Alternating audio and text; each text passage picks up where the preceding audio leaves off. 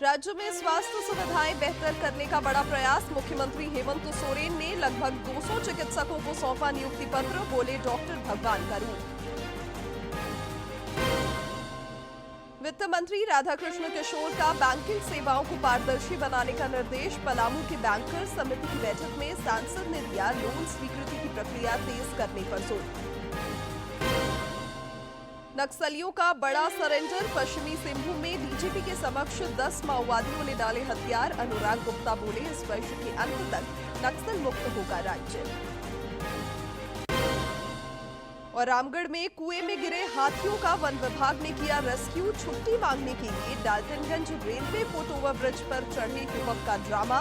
धनबाद के कुसुंडा में फिर धंसी जमीन।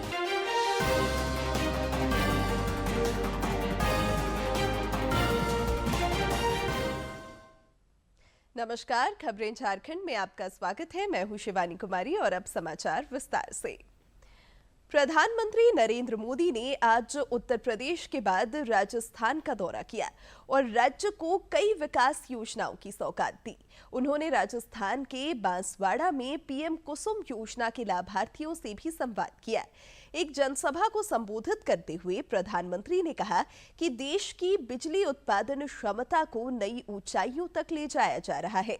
मौजूदा तकनीक और प्रौद्योगिकी के दौर में विकास की गाड़ी बिजली की रफ्तार पर टिकी है।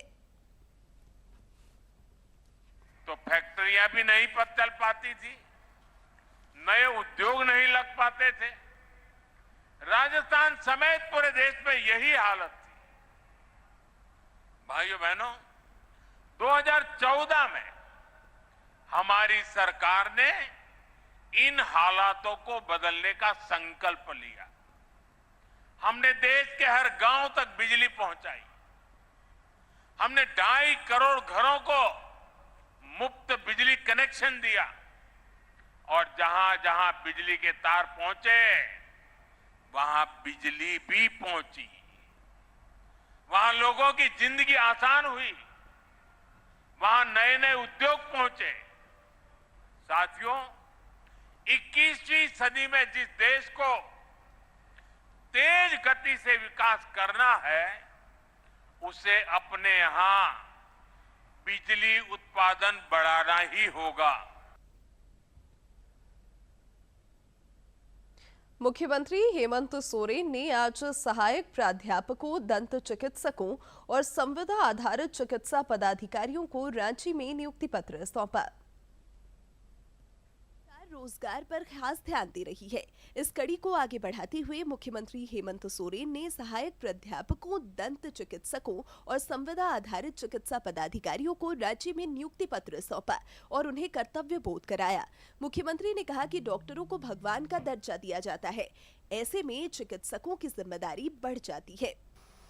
इस समाज में, इस व्यवस्था में एक भगवान का स्थान है। जो मंदिर, मस्जिद, गुरुद्वारा में रहते हैं, चर्चों में रहते हैं, और हम मनुष्य डॉक्टरों को भगवान भी मानते हैं। मुख्यमंत्री ने कहा कि पर्यावरण असंतुलन और मोबाइल के अत्यधिक उपयोग की वजह से कई तरह की नई बीमारियां और समस्याएं उत्पन्न हो रही हैं, जो एक बड़ी चुनौती है। श्री सोरेन ने कहा कि चिकित्सा क्षेत्र में जीवन पर्यंत अनुसंधान की संभावनाएं हैं। स्वास्थ्य के क्षेत्र में आज अलग अलग तरीके का चुनौती सामने आ रहा है। सिर्फ सर्दी, खांसी, बुखार ही नहीं, बल्कि अन्य तरीके के चीजें भी आज शामिल हो रही हैं। आज बच्चे मोबाइल देखते देखते बीमार हो रहे हैं। आज कई पर्यावरण दूषित होने की वजह से लोग अस्वस्थ हो रहे हैं। समस्याएं भी उत्पन्न हम ही लोग कर रहे हैं और समस्या का समाधान भी अब हमें ही करना पड़ेगा। समारोह को संबोधित करते हुए स्वास्थ्य मंत्री इरफान अंसारी ने कहा कि पिछले 7 माह में राज्य में इस विभाग में लंबी लकीर खींची गई है। सरकार स्वास्थ्य सेवाओं को मजबूत करने के लिए दृढ़ संकल्पित है। राज्य में डॉक्टरों की कमी को भी दूर किया जा रहा है। हमें लगता है कि इन 20 वर्षों में अब तक की सबसे बड़ी बहाली है ये। हम लोगों ने जेपीएससी के माध्यम से भी डॉक्टरों का चयन किया और एनएचएम के माध्यम से संविदा के रूप में भी हम लोगों ने डॉक्टर्स का चयन किया। ये लगभग अप्रॉक्स 200 डॉक्टर्स होंगे और आने वाले दिनों में और भी डॉक्टर झारखंड को मिलने जा रहा है। सीएम से नियुक्ति पत्र पाने वाले नवनियुक्त कर्मी खासे खुश नजर आए। इस मौके पर कई गणमान्य लोग मौजूद थे। रांची से ब्यूरो की रिपोर्ट। भाजपा के प्रदेश अध्यक्ष बाबूलाल मरांडी ने राज्य में हुए शराब घोटाले की सीबीआई जांच की मांग दोहराई है। उन्होंने एसीबी पर जांच में जानबूझकर ढिलाई बरतने और समय पर चार्जशीट दाखिल न करने को षड्यंत्र बताया। श्री मरांडी ने एसीबी में संदेहास्पद तबादले की भी उच्च स्तरीय जांच की मांग की। एक सोशल मीडिया पोस्ट में उन्होंने इस घोटाले में लगभग 100 करोड़ रुपए से अधिक की अवैध वसूली की आशंका जताई। श्री मरांडी ने कहा कि यह राज्य की प्रतिष्ठा और वित्तीय स्वास्थ्य से जुड़ा एक गंभीर विषय है। मुख्यमंत्री को इस सिलसिले में उन्होंने एक पत्र भी लिखा है। श्री मरांडी ने कहा कि यदि आपने इस पर तत्काल और ठोस कार्रवाई नहीं की तो यह माना जाएगा कि इस महाघोटाले को आपका सीधा संरक्षण प्राप्त है।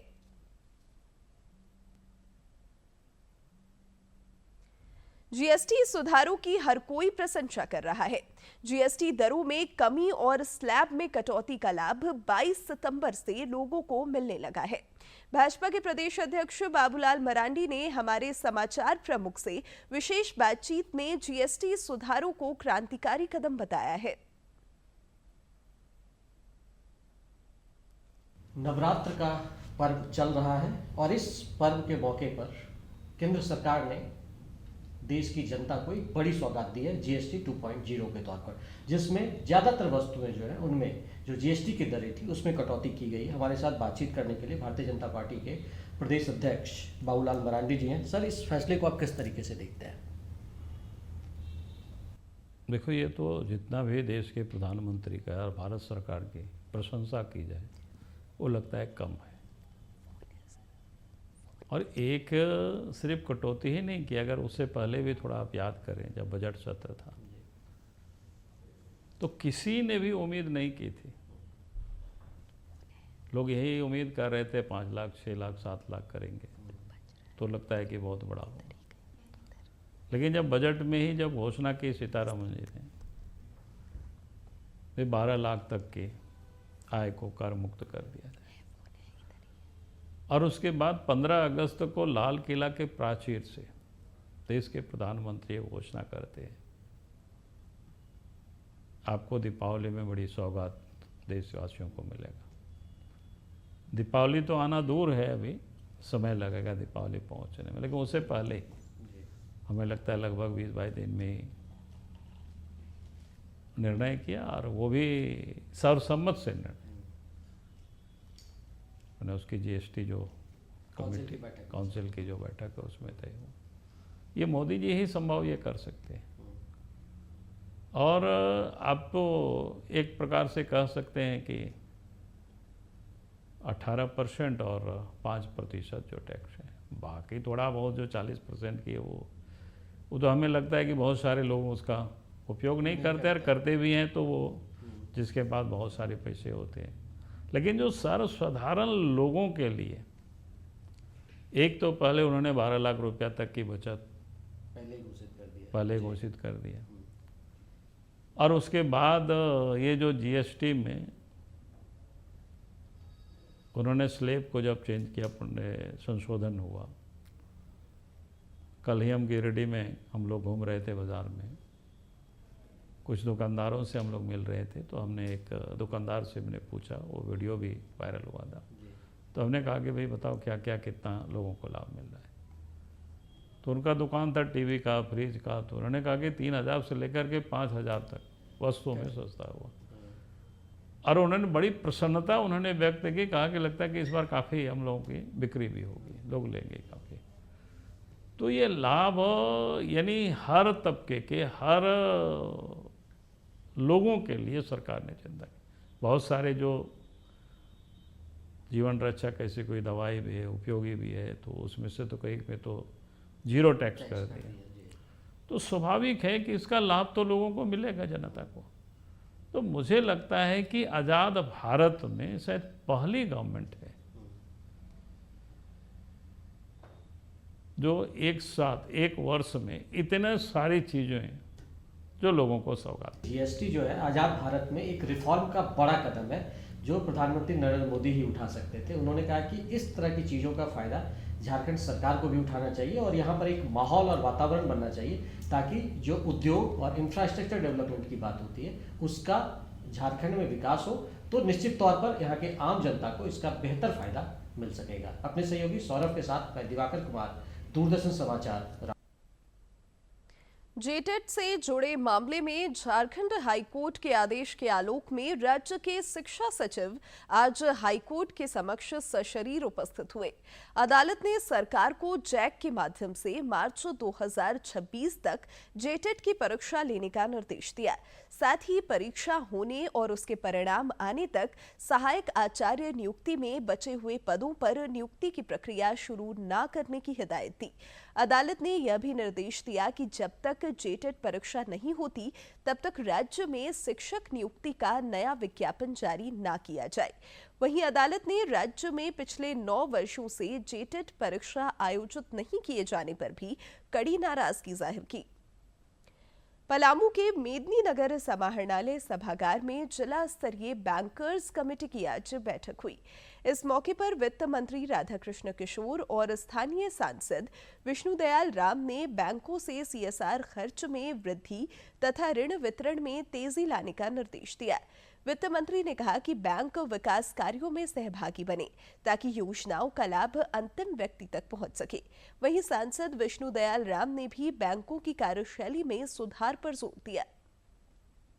दी जाएगी और दूसरा कि सरकारी धन अगर किसी बैंक में जमा है और वो पैसा अगर सोशल रिस्पॉन्सिबिलिटी में खर्च नहीं कर रहे हैं जो टारगेट दिया हुआ है, तो ऐसे बैंकों पर सरकारी धन राशि वापस करने पर भी विचार किया जाएगा।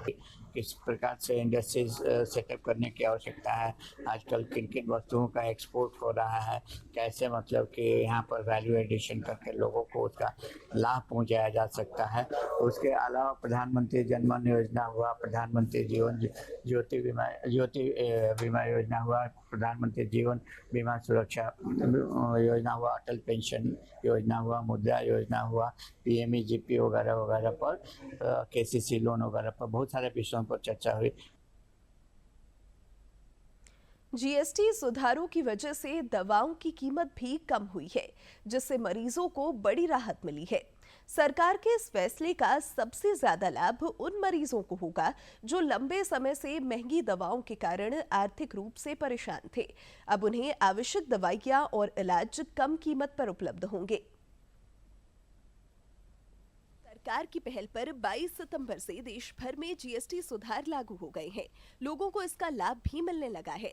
कई जीवन रक्षक दवाओं पर जीएसटी की दर घटाकर 0 कर दी गई है, जिसका सरायकेला खरसावां में व्यापक स्वागत हो रहा है। जैसे कि पहले भी दवाई वगैरह लेने आता था, पर अब जो बचत हो पा रही है इस जीएसटी 2.0 के बाद से, वो बचत क्या है कि हम देख पा रहे हैं। इतना ही नहीं, नए जीएसटी स्लैब के तहत अब आयुर्वेद, यूनानी और होम्योपैथिक दवाई भी सस्ती हो गई है। साथ ही डायग्नोस्टिक किट, चश्मा, थर्मामीटर और सर्जिकल उपकरणों का भी जीएसटी दर में कटौती की गई है, जिससे लोग खासे खुश हैं।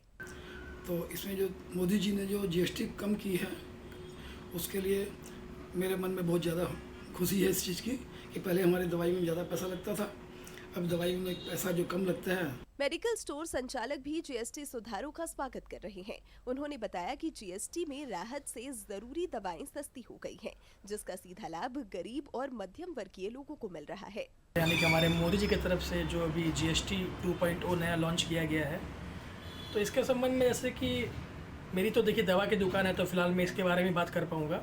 तो ग्राहकों को काफ़ी वेट थी इस चीज़ की कि कब ये 22 तारीख आए बहुत ग्राहक तो काफ़ी खुश नज़र आ रहे हैं इस चीज़ से कि दवा में जो पहले 12% GST लग रही थी वो अब 5% लग रही है।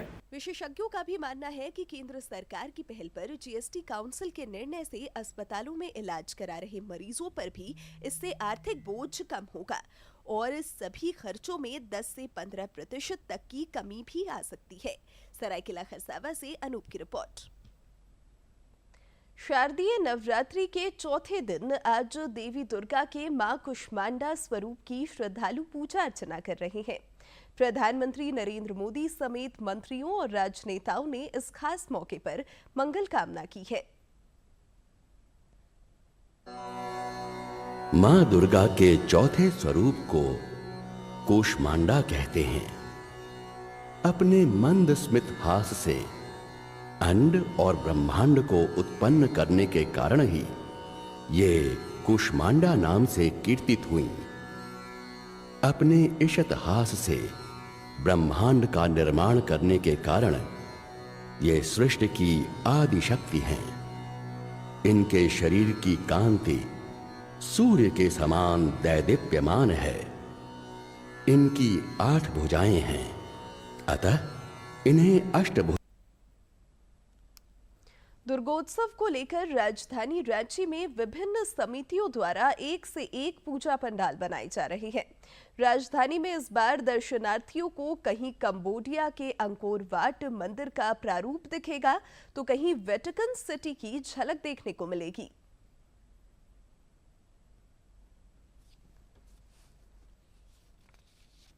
राजधानी रांची में दुर्गोत्सव का उल्लास देखते ही बन रहा है। कुशल कारीगर कौशल का प्रयोग कर पूजा पंडालों को भव्य रूप देने में लगे हैं। पूजा पंडालों को पारंपरिकता और आधुनिकता का मिश्रण माना जा रहा है। दुर्गा पूजा के लिए करीब 67 वर्षों से चर्चा में रहे बकरी बाजार में विश्व के सबसे बड़े मंदिर कंबोडिया के अंकोर वाट का प्रतिरूप बनाया जा रहा है। विश्व के सबसे बड़े धरोहर, सबसे बड़े मंदिर जो कि कंबोडिया में स्थित है अंकोर वाट, उस मंदिर का प्रारूप हम यहाँ पे माँ भवानी के भक्तों के लिए लाए हैं। और यह प्रारूप ठीक है, वहाँ पे तो सबसे बड़ा मंदिर है ही है। बकरी बाजार के इतिहास में भी यह अभी तक का सबसे बड़ा क्षेत्रफल में बना हुआ पंडाल है। वहीं हमेशा से चर्चा में रहे रातू रोड के RR sporting club Durga Puja pandal में लोग वेटिकन सिटी के संत पीटर्स चर्च का दीदार कर पाएंगे। इस पंडाल में रोम के विख्यात चर्च का प्रारूप तैयार किया जा रहा है।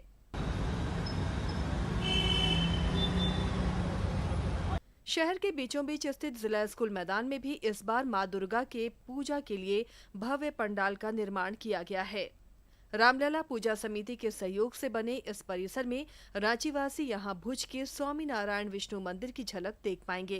गुजरात का विष्णु भगवान का मंदिर है, उसी का प्रारूप हम लोगों ने उतारा है। पिछली बार हमने झारखंड की जनता को राम मंदिर का दर्शन कराया, इस बार हम विष्णु मंदिर का दर्शन कराएंगे। रांची में इस बार भव्य रूप में दुर्गा पूजा का आयोजन किया जा रहा है। इस अवसर पर बने पूजा पंडालों में लोग आर्टिफिशियल इंटेलिजेंस का भी प्रयोग देख पाएंगे। वहीं दुर्गा पूजा को भव्य रूप देने के लिए कई कार्यक्रमों का भी आयोजन किया जाएगा। डीडी न्यूज के लिए रांची से प्रताप की रिपोर्ट।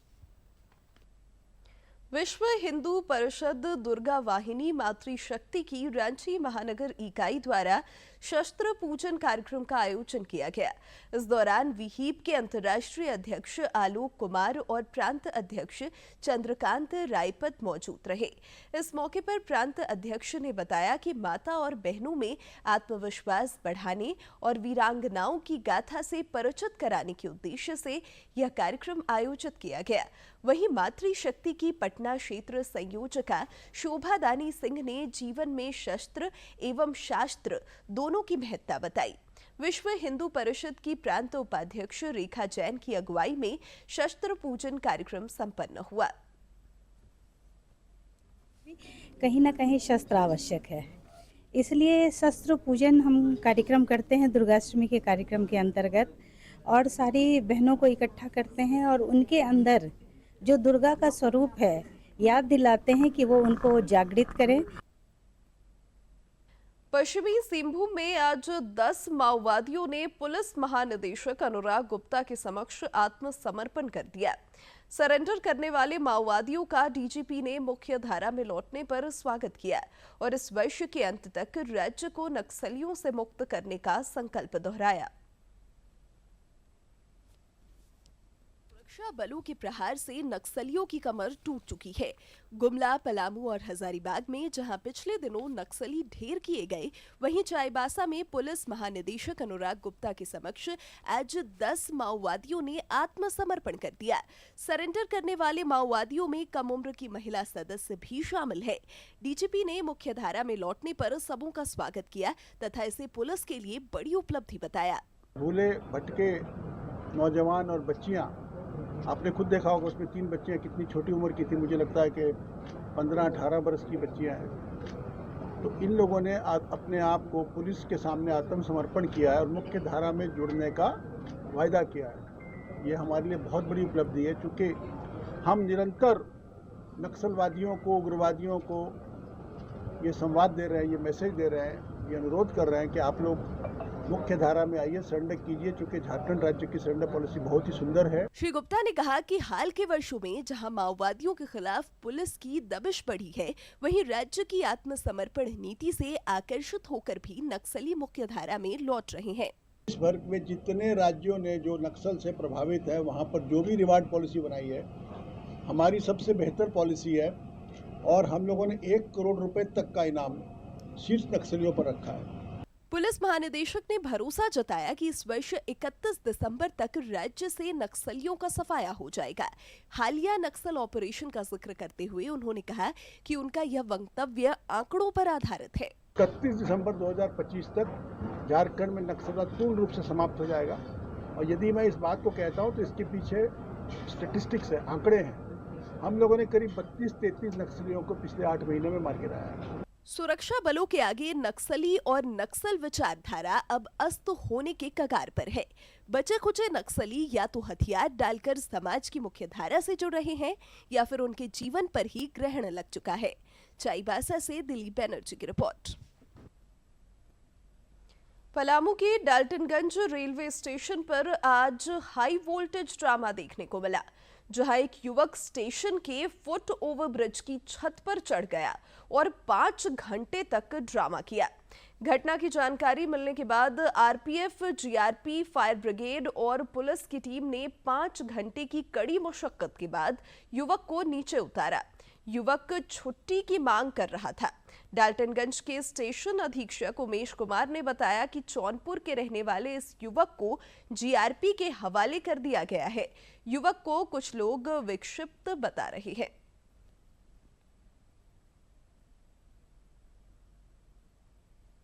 रामगढ़ जिले के गोला प्रखंड अंतर्गत परसाडीह टोला में आज एक बड़े कुएं में गिरे गजराज और नन्हे हाथी का घंटों मशक्कत के बाद रेस्क्यू किया गया। इन दोनों हाथियों के कुएं में गिरने की सूचना पर रामगढ़ डीएफओ नीतीश कुमार ने गोला प्रक्षेत्र से क्यूआरटी टीम भेजकर दोनों हाथियों को रेस्क्यू करके बाहर निकलवाया। क्यूआरटी टीम ने हाथियों के लिए मिट्टी खोदकर रास्ता बनाया, जिसके बाद हाथी खुद कुएं से निकलकर जंगल की ओर चले गए। हाथियों के रेस्क्यू के बाद बचाव दल और उपस्थित लोगों की खुशी देखने लायक थी।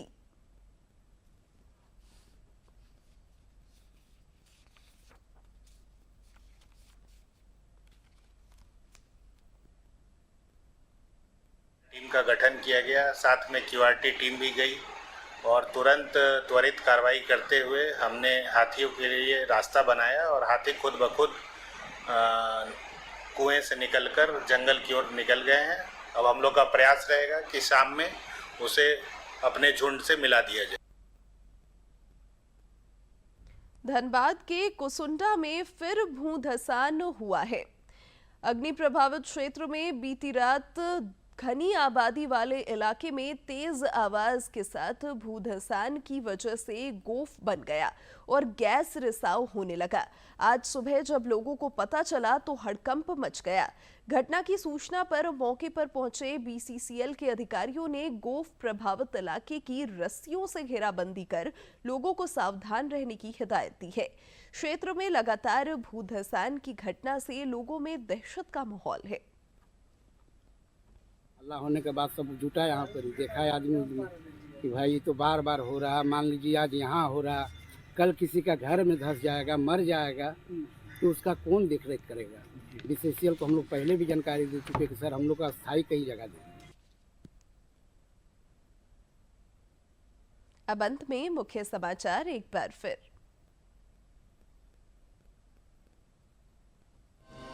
राज्य में स्वास्थ्य सुविधाएं बेहतर करने का बड़ा प्रयास, मुख्यमंत्री हेमंत सोरेन ने लगभग 200 चिकित्सकों को सौंपा नियुक्ति पत्र, बोले डॉक्टर भगवान का रूप। वित्त मंत्री राधाकृष्ण किशोर का बैंकिंग सेवाओं को पारदर्शी बनाने का निर्देश, पलामू की बैंकर्स समिति की बैठक में सांसद ने दिया लोन स्वीकृति की प्रक्रिया तेज करने पर जोर। नक्सलियों का बड़ा सरेंडर, पश्चिमी सिंहभूम में डीजीपी के समक्ष 10 माओवादियों ने डाले हथियार, अनुराग गुप्ता बोले इस वर्ष के अंत तक नक्सल मुक्त होगा राज्य। और रामगढ़ में कुएं में गिरे हाथियों का वन विभाग ने किया रेस्क्यू, छुट्टी मांगने के लिए Daltonganj railway foot over bridge पर चढ़े युवक का ड्रामा, धनबाद के कुसुंडा में फिर धंसी जमीन।